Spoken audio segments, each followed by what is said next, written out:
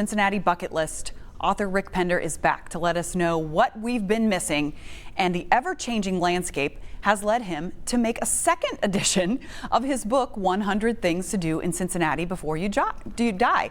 Rick joins us now to talk about what's new, and we were just chatting. You have to update this because this city is just become the Hollywood of the Midwest. We've got theater, we've got professional sports. I mean, you name it, we have it. So you kind of had to update the book, and you didn't really have to knock off too many things. No, there were things that needed to be updated. The first edition came out in 2016. Okay. So a few things like, well, there was no Fiona in 2016, right? So obviously had to update that. I mean, that's a big feature at the zoo these days.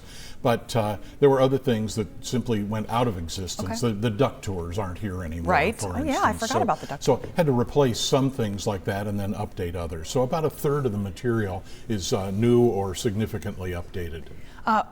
Last weekend, I was just telling you, I took advantage of Cincinnati. I had a 4-day weekend, and we did Charm at the Farm, the zoo, the Wren Festival, Caldwell Nature Park, Halloween hikes. And I posted that on my Facebook page, and somebody said, my goodness, Cincinnati sounds like there's just so much to do. There is never a dull weekend in Cincinnati. So is it hard to pick just 100 things? Well, when I wrote the first book, I brainstormed 200. Okay. And thought, okay, well, obviously I can't do that, but then I tried to whittle it down to what I thought were the most important ones.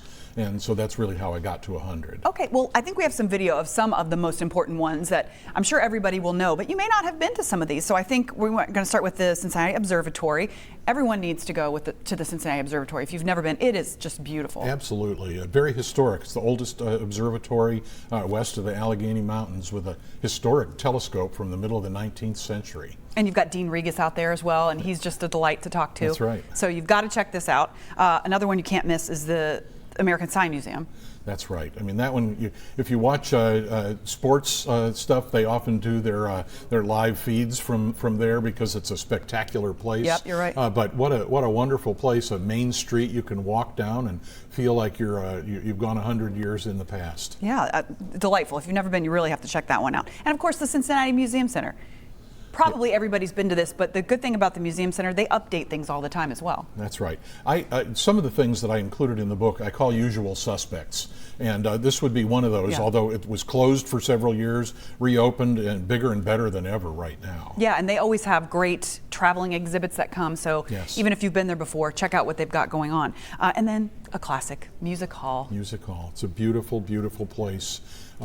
Dating from 1878. All that architecture has been refurbished inside. We have a new hall.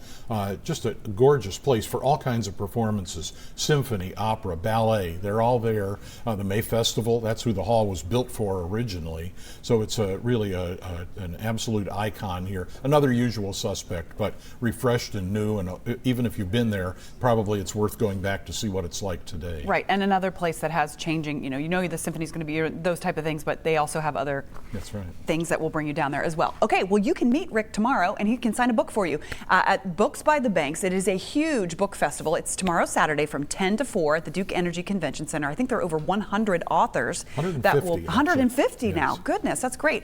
You can go to local12.com, click on the Get It Now links for more details. They sign books.